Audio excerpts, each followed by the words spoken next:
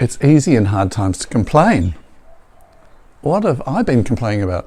What have you been complaining about? Our story today begins at Exodus chapter 14. The people that God was rescuing had seen him destroy the king of Egypt and all his army under the Sea of Reeds. And they set off into the desert, led by Moses. But soon the water ran out and the food ran out. We could have stayed in Egypt as slaves and we had meat to eat every night, they said. Have we been brought out here to die? God said to Moses, tell the people, tonight they'll have meat to eat and tomorrow they'll have bread to eat. But this is going to be a test for them. So that night, God brought a flock of tiny birds into the camp, and the people were able to grab them and cook them and eat meat.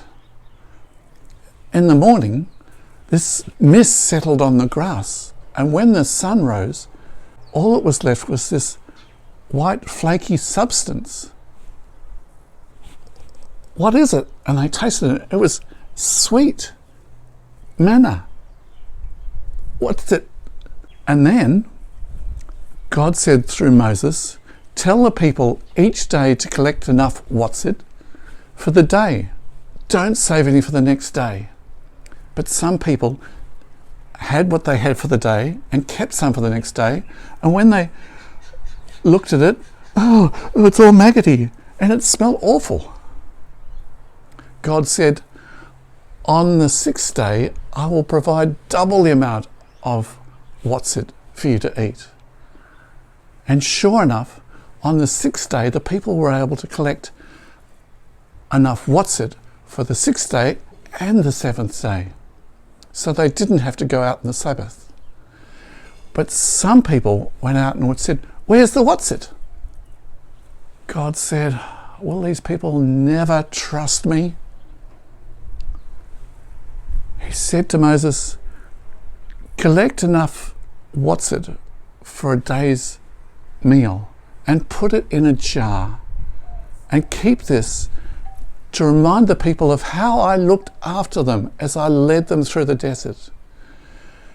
So God for 40 years fed the people every morning. Further on, the people camped as they headed towards Mount Sinai. But there was no water. We're going to die of thirst. Have you brought us out here to die? God said to Moses, you know that staff, the one you hit the water with and it split and you were able to walk through? Take that staff and some of the leaders of the people and go to the foot of Mount Sinai and hit a rock I'll show you.